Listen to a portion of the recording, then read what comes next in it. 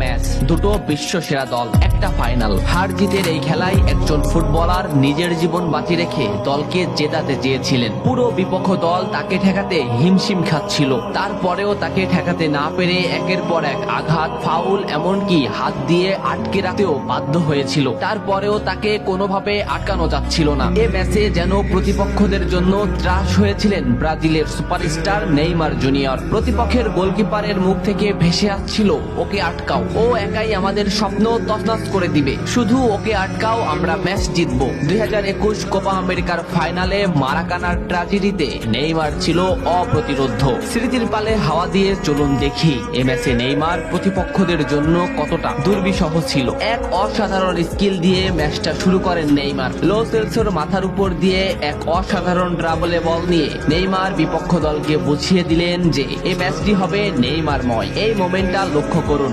মাঝে বল, ক্যাসিমিরো নেইমারকে বল দিল। এই মোমেন্টে পিছন থেকে দি বল, সামনে থেকে আর্জেন্টিনার আরেকটি খেলোয়াড় সরাসরি নেইমারের পায়ে ট্যাকেল করলো। এভাবেই চলতে থাকে ম্যাচ। ম্যাচের 12 মিনিটে নেইমারের উপর যে আক্রমণ চলছে তার কিছুটা প্রমাণ মেলে। প্রতিপক্ষের খেলোয়াড়রা নেইমারের প্যান্টি ছিঁড়ে ফেলে, নেইমার সেটা রেফারিকে দেখায়। ম্যাচের 15 মিনিটে আবারও নেইমার বল নিয়ে সামনে আগাচ্ছে, কিন্তু আর্জেন্টিনার একটি খেলোয়াড় তাকে সরাসরি পায়ে ট্যাকেল করে, মাটিতে গড়িয়ে পড়েন তিনি। এত কিছু করেও নেইমারকে তারা আটকাতে পারছিল না। ম্যাচের এই মোমেন্টটা লক্ষ্য করুন, লেফট সাইড থেকে বল টেনে নিচ্ছে নেইমার। এই মোমেন্টে নেইমারকে ঘিরে আসছে প্রতিপক্ষের 4টি খেলোয়াড়। 2টি খেলোয়াড় সরাসরি নেইমারকে পায়ে ট্যাকেল দিলেন, মাটিতে পড়ে গেল নেইমার, কিন্তু নেইমার ঠিকই পাকুয়ে তাকে বল দিয়ে দিলেন। ডি বক্সের সামনে নেইমারের পায়ে বল, বলে না হিট করে সরাসরি নেইমারের পায়ে হিট করে ডিপল নেইমারকে ফেলে দিল। ডিপলকে এক সাংবাদিক প্রশ্ন করেছিল, কোন ফুটবলারকে আটকাতে তোমার সবথেকে বেশি কষ্ট হয়েছে? ডিপল নিঃশ্বাস নেওয়ার আগেই বললেন নেইমার। কোপা আমেরিকার ফাইনালে নেইমার ছিল